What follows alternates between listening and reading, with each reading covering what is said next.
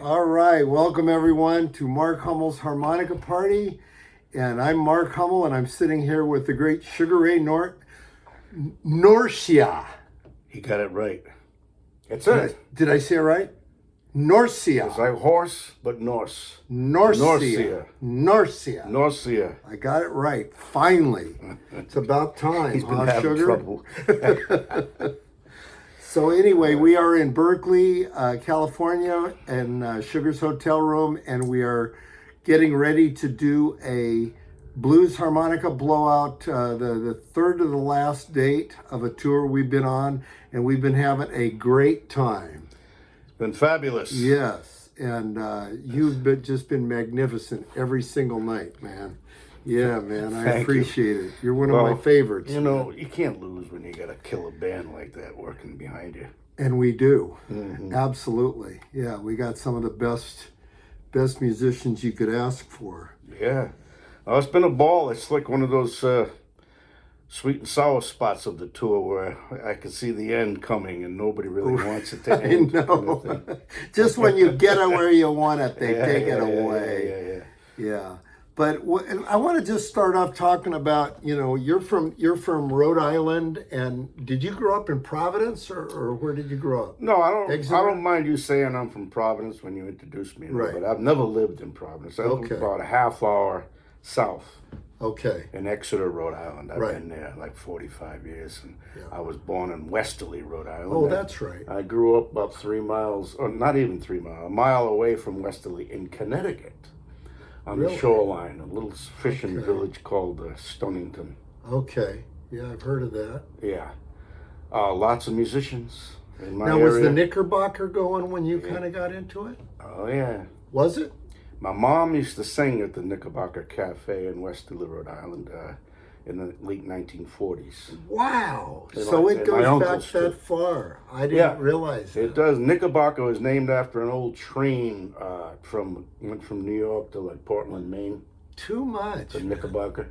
I did not know that. So the train station's right across the street. Yeah. And, oh yeah, what a place. And by the time you got into blues, were they bringing in blues acts, or was that a little later? No, I'm a little younger than, say, the original Roomful of Blues alumni. Right, John Nicholas. And... Well, yeah, Duke Robillard and Greg Piccolo and all those guys. I'm like maybe 5 years younger than those dudes. So I was underage, but still going down to the Knickerbocker and peeking through the windows and standing by the back door, kind of thing. Yeah. While they were bringing in like, Helen Humes and Red Prysock, Sil Austin, Eddie Cleanhead, Vincent, Joe Turner. And was that all as a result of Roomful of Blues being the ones that kind of brought in a lot of the talent or suggested the talent? Oh, yeah, the club wasn't hiring these people. Right. It was Roomful. It was Roomful making it happen. Interesting. You know, and so I saw all these great shows. And then, then it was the era of Stevie, Ray Vaughan, and the T-Birds. They heard about the Knickerbocker, and they'd come in. Even people like Fats Domino. You know, it's a big dance floor. Right. So that was my upbringing. And I used to see those guys and say, man, I try to sit in, but they'd go like, yeah, kid, maybe some other time. And then how old were after you? A while. How old were you? I was like 18, 17. 17, 18. Yeah. So a few years went by, and they heard about me, and then I finally got to sit in, and they liked it, and I said someday I'm going to sing with a band with a horn section like this, and it happened, Yeah, Roomful of Blues. Yeah. Yeah, I got the call like in 1991. Right. And stuck with them out through the decade. Now, was Curtis Salgado right before you? He was. I think he was the guy before me. Yeah, I think he was too. Yeah. And at that point, Greg Piccolo had left, Duke had left. Piccolo was still in the band when I joined. Oh, was he? Okay. Yeah, he was having some problems with his vocals, and they called me like on a Monday and said, would you be interested in joining? And I'm like, this is the call of a lifetime as far as I'm concerned. Yeah. Well, we leave on like Wednesday. Wow. For the West Coast. Yeah. And we're doing a record in Pat Benatar's studio, and all this stuff just hit me like, whoa! Yeah. It was like big time all at once. All of a sudden, you know, tour bus and the whole deal. Yeah. And a lot of material to learn. Yeah. I did it. Now, was Ronnie still in the band at that point, or had he left? No, he had gone Just too. left. Yeah. Okay. Yeah. Yeah. So, And what's the name of the guy? Chris Vachon. Vachon, who's still in this, just still beating it. Right. Still doing it. Yeah. So, I guess I should go back a little further in terms of that. You had the Bluetones. Yeah. In what, the late 70s? Let's see. Yeah, late 70s would be about right. Yeah. We were one of the first bands from our area to actually get on a plane and go to Europe. We went to, this was like 1980, right after we had started, you know, went to Barcelona and Madrid. Right. And that was with Ronnie Earl. No, I was using a couple of pickup guys at that point. Yeah. Okay. Ronnie was in and out of the picture, but Ronnie and I formed the first version? Sugar Ray and the Bluetones, yeah. Okay. And what year was that? 78? Or was it earlier? A little bit later than that, I think. Okay. Like 82 or something, if I'm not. Oh, okay. All right. We were in a club in Boston, and I had just met Ronnie, and we were doing some jobs at the Speakeasy. Right. That was in Cambridge. Yeah. Yeah. And we did one with Roosevelt Sykes, you know, a show with him, which was. And I remember you guys had either an EP or a 45. Well, I was going to say, Roosevelt said, "Man, you guys sound good. I'd like to get one of your recordings." And we looked at each other. We don't have any. You never made a recording? No, sir. Well, I think you better get in there and do something because it sounds good. So he was like the catalyst. Wow, that's cool. To go. That's a heavy guy to be tooting your horn for That's you. That's right. Man. Yeah. So, what was the name? Was that Varick? What was the name of the label you guys were on? Yeah, that was the early version of Rounder Records. Varick was. Varick. But did you have something on there was something before that. There was another. I remember seeing it seemed like it was like maybe a red disc or something. Right. Different colors. Right. Purple, red, yellow. I remember the guy, the owner, his name was Ron Bartolucci. Right. I'm trying to think of the label. I can't remember either. And it was like, I think he did that, and he might have even done one more record, and I can't remember who it was. Was it Nicholas or John Nicholas? John Nicholas, maybe? I think, was on that. Yeah, yeah. He's a big influence of mine, too. Is he? I like to bring him up when people ask, because we grew up about a mile from each other.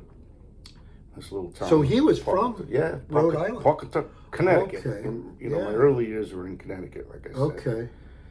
And he would bring me to Boston. And I'm just a country boy, man. I'm like looking up at the buildings. Oh, wow, it's big time here. I'd get on a train and he'd pick me up in Boston. Right. And that's who introduced me to Johnny Shines and Big Walter Horton. Okay. People yeah, like I that. remember he was recording and working with those guys. See, and then he ended up in so many different spots afterwards that were kind of blues meccas. Like he went from New England to Ann Arbor and joined the Boogie Brothers, and then he moved to Austin and joined Asleep at the Wheel. So he kind of had this, follow where the scene's happening type of thing. Yeah, he's also, to me, like a chameleon, Right. He can do a lot of different stuff. Oh, yeah. You name it. That's why he fit right into that scene in Texas and all. Yeah. Right. Because I remember seeing him at the Speakeasy in about 1972 or 73. And he came in, and it was a real striking kind of entrance. He had like a beautiful girl in each arm, man. Hey, John. And he had this big, long, like fur coat. And it was like, I thought, man, this dude is pimping when he walked in, you couldn't help but notice him. Yeah, the good old days. You know? I like to talk about those days. But so you and Ronnie started the band, and then basically you backed all kinds of different people. I mean, Yep. So I like to give credit where credit's due. So I gave credit to Johnny Nicholas, right? And then Ronnie, when we first started playing together, we knew we had some magic happening from the get-go, from the very first night. Right. Where we played in Providence at the Met Cafe, a little corner dive. But we'd bring people like, so Ronnie had the foresight to say, why don't we play these people's records? Why don't we call them up? See if we can get them to come to New England and do some shows with us. So he'd call J.B. Hutto, and Jimmy Rogers, and Big Walter. Big Walter Horton all the time. Yeah. And we'd go on the road, with them. Hubert Sumlin. What was that like for you guys, like getting a taste of Chicago guys in person like that? Such an education, you know. I always had this feeling like you got these gun-toting, knife-wielding Chicago bluesmen. You better watch out for them. It was totally the opposite. It was totally the opposite. They were sweethearts. Yeah. Yeah. So would they imbibe sometimes too much, or? Yeah, well, you know. You guys could kind of deal with that. You learned how to deal with it. We did. I mean, you know, if you're playing with Big Joe Turner and he's had a couple of too many Budweisers or gin and tonics, what are you going to say to a man like that? Right, exactly. Have fun. You kind of just let it go. Yeah. Same with Big Walter. Right. He enjoyed himself and didn't get too drunk. Yeah, he did some great records with you guys. He was like Junior Wells. You have a great night, 2 or 3 nights in a row, and then you have an off night. But then you have... boy, the great nights made up for it. I'm sure. Yeah. Yeah, I remember was that at the Knickerbocker, the one you guys did with Ronnie and you? Yeah. Was that where that was? Yeah, live record. And that is such a great record of him. He's just playing his ass off on it. Yeah. I felt a little strange because I've always had a Big Walter influence, and here he is sitting in the audience listening to me play. Right. Sounding a whole lot like him. Right. Which I kind of grew out of, I hope, be yourself. But he never said a word. He loved it, you know, and it was an easy gig for him. He'd hand me the end of his microphone cord and go, plug this in where it's supposed to go. Right. That's about all he wanted to know about the amp. Right. You know, if it was squealing or settings, something, nothing. you know, it works, then he's going to sound like him. Yeah. Well, that's a hell of an education, man. Yeah. And you said you got to work with, did you say Johnny Shines? I met him. You met him, okay. Johnny Nicholas was playing with him. But Johnny Nicholas played with him and Snooki, I remember. Yeah, that's right, Snooki Pryor. Yeah. And then Jimmy Rogers, you guys did a record with Jimmy, as I recall. I did a live recording from Bremen, Germany. Right. And again, that was with Ronnie Earl and David Maxwell, who's not with us anymore. Right. Per Hansen on drums. Right. Mudcat Ward. Yeah. And that's been out all over the place. You look it up on YouTube and you'll find it. And they made this psychedelic video, you know, like a kaleidoscope thing happening. Did they? Jimmy's playing his blues. It's beautiful.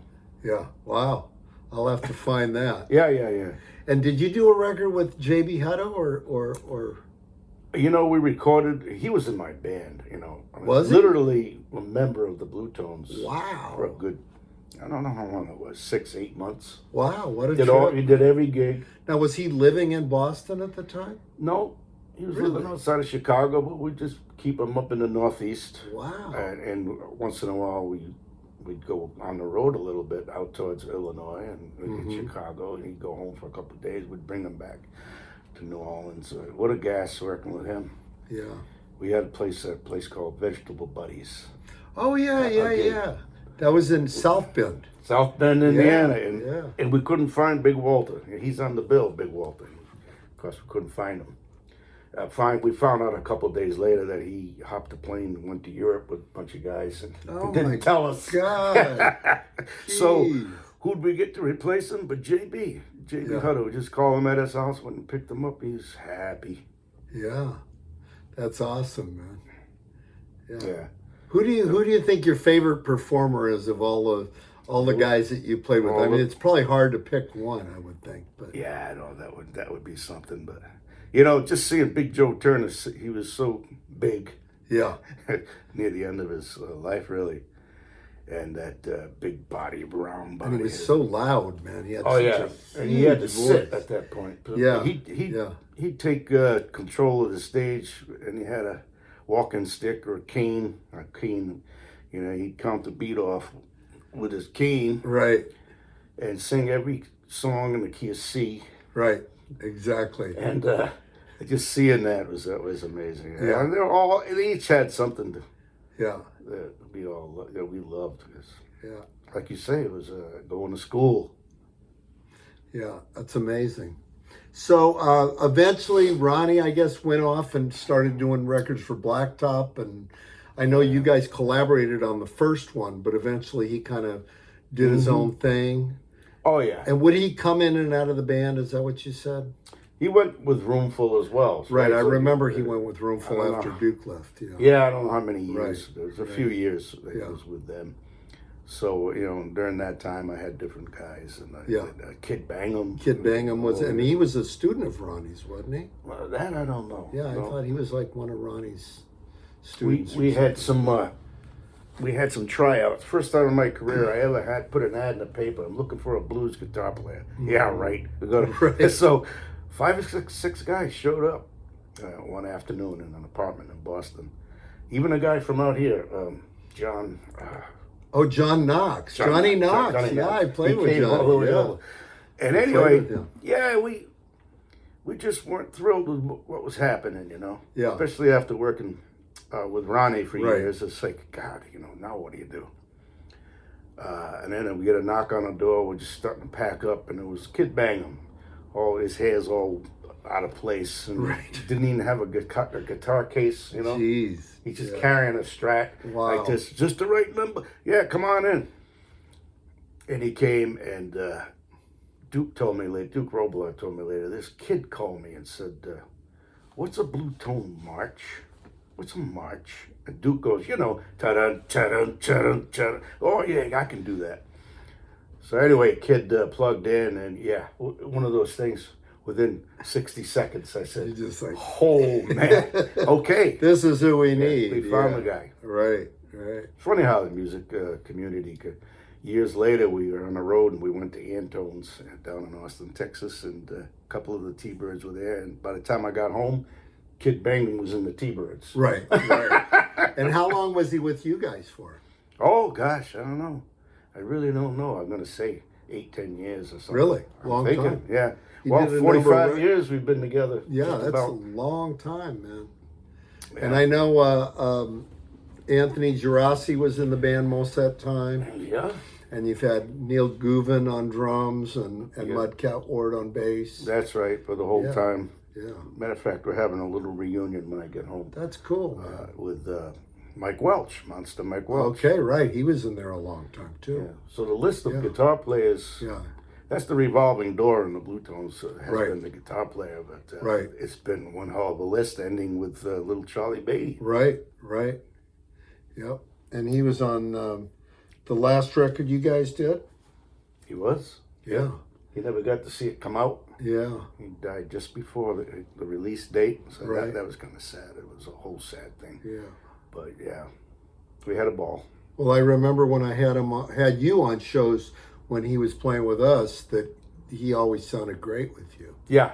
Yeah, he really did. You guys seem to have a real simpatico thing between you. Like I say, you know how musicians go, hey, man, we ought to make a record together. Right. Everybody says that. Right. And as we did, but we actually did it. Yeah. I'm sure it came. I still haven't heard it. I need to. I need to trade you a copy. Absolutely. But so with Roomful, I remember you didn't play quite as much harmonica in that band. You kind of stuck more to vocals in that band. Yeah. Was that your choice or their kind of call? It was a pretty obvious call, Because of the horns? Because of jump blues and what it entails. I mean, I did some little Junior Parker and things like that with the horn section, which was a gas. It was great. But maybe 2 songs per set, 1 or 2 songs each night on the harp, and after 9 or 10 years, I'm like, I need to get back on the harp, man. Right. So that was kind of one of the reasons that you kind of left the band. Kind of the major reason. Yeah. Besides playing 250 nights of one-nighters. Did that wear you out pretty good? Yeah, but I was in my 30s. I was young, healthy. Vitality. It's easier to do at that age. It is. No doubt. Every day was an adventure, Yeah. And did you guys play all over the world pretty much with that band? Yeah. Well, all over the country. We went to Europe a few times. I'm trying to remember where, Yeah. Probably harder to go to Europe with a band that big. Yeah, 9 or 10 people. Yeah. Holy mackerel. Yeah. You got to have deep pockets to pay. And you guys were out of the bookmobile by that time. Yeah, I luckily wasn't part of that. I hear bet you're stories. glad. I hear stories about I this bet you're glad. Yeah. bookmobile thing. Yeah. We had a big, long white van for a while, but that didn't last long. And Towing a trailer. I think so. Yeah. But then we graduated to an actual tour bus, which was quite nice. Mark, I'd get in my bunk, close the curtain. Right. And get my books out and my earbuds and all that. And, Yeah. I'd be in Rhode Island in the parking lot, and I could stay in there till I'm like halfway across the country. Wow. Or, wake up in the parking lot of the gig. Nebraska or something. Yeah. Right. It made a nice smooth ride, Yeah. Were you guys able to play a lot of festivals with that band? Oh, yeah. Tons of, we headlined most of them. Right. Yeah. I think I played on a couple festivals with you guys, and I think one time in Tulsa and one time in Oklahoma. Somewhere else. I forget where, but yeah. I used to feel bad for these, local blues bands. Each town we'd go, a lot of times the local guys, they want to open up for you. Right. And they do okay. And then we get up there, and all of a sudden, the freaking Just room light it up. The room is filled with this. Yeah. It was a good period of time in the 90s with Roomful. We were smoking. We had minor hits and stuff. Yeah, that's nice. Yeah. And how many albums did you do with them? I think I did 4. 4? Yeah, one being a Christmas record. Wasn't one Grammy nominated, or Yeah. a couple of them Grammy nominated? Turn It On, Turn It Up was nominated for a Grammy. Actually, Right. I went to the Grammys. You went the other year. I went in 2013. 2013. Yeah. Yeah. I went to them and I was so disillusioned with the music scene. Yeah, I know. I mean, that's how I felt. I think I was talking about that, seeing the regular one that the blues was nominated in, which was much more musical. Yeah. And then seeing the actual, celebrity Grammys. I had to get up very out of my seat disillusioning. and move to the back. Yeah. Because now it comes the televised part where everything gets crazy. Right. And I ended up in the lobby drinking champagne, so I didn't have to sit there. Right. I don't blame you. But what an experience that was too. Yeah.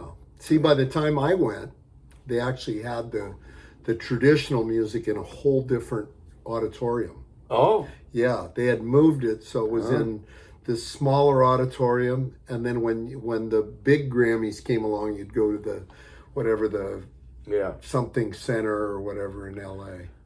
Yeah, but I remember like Ray Benson was there, from asleep at the wheel, and he's hitting me on the shoulder. He goes, I think this is your year, man. This is your year. You're gonna get it, that kind of thing. Yeah. And you're sitting on the edge of your seat, right? And they call somebody else, and then they call buddy guy.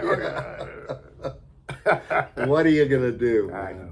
I think the year we were nominated was like Musselwhite actually was nominated for 2 different awards and the same category. Oh yeah. One was Ben Harper and one was our album. And it was like Ben Harper was the one that ended up winning it. So he made sure he was going to win. Yeah, exactly.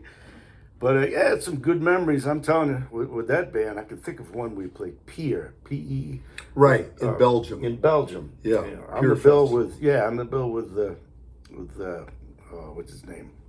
Cab Calloway. Oh, really? Yeah. Wow. And that was like a lot of fun. And but we shared the bus with Cab on the way. Really? Well, on the way from the gig to the hotel, they had a bus pick us all up. So the ride over was great, but the way back, everybody had been drinking cognac and the strong Belgian beers, So everyone was just trashed. So you got Roomful of Blues, big band, and right? Cab Calloway band, all in the same bus, and the stories were flying. It was just fantastic. I can imagine. Yeah. We went to the bar, of course, at the hotel. All of us. Stories are still going. And Cab, he bought like 2 dogs. He bought dogs. He's in Europe, and I'm going, what's he doing? Bought them? Yeah, he bought them. They said puppies, Crazy. Wow.